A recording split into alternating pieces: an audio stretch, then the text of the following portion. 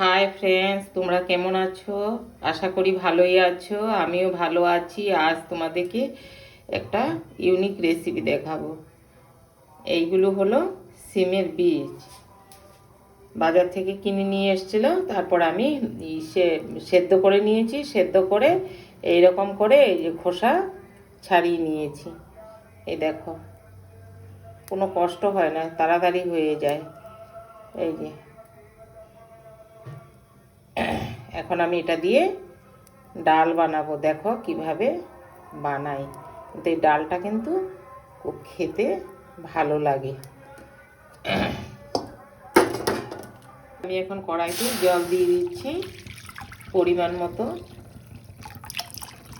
বন্ধুরা, আমি এখন সেই সিমের বিচিগুলো কিছু গোটা দিয়ে দিব, আর কিছু আমি মেখে দিব অল্প চটকে। এই রকম করে চটকে দেব। 4 পিস এই মাঝখানে কেটে রাখা লঙ্কা দিয়ে দিব। পরিমাণ মতো নুন দিয়ে দিব, আর পরিমাণ মতো হলুদ। বন্ধুরা দেখো, এই ডালটা ঘন হয়ে আসছে। এখন আমি ডালের মধ্যে এই গ্রেট করে রাখা আদাটা দিয়ে দেব।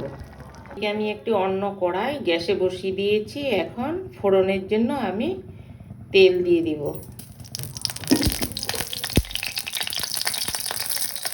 ফোড়নে একটি লঙ্কা দিয়ে দিচ্ছি, আর এখন গোটা জিরে দিয়ে দিচ্ছি।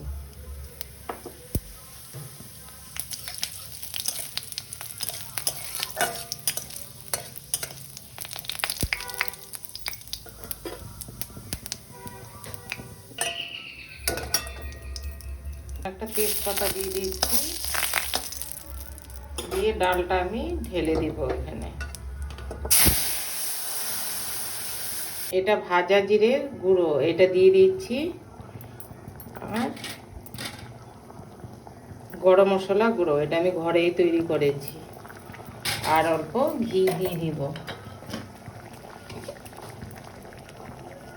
এই ঘিটাও আমি ঘরে তৈরি করেছি। বন্ধুরা, এই দেখো কত সুন্দর আমার ডাল হয়ে গেল।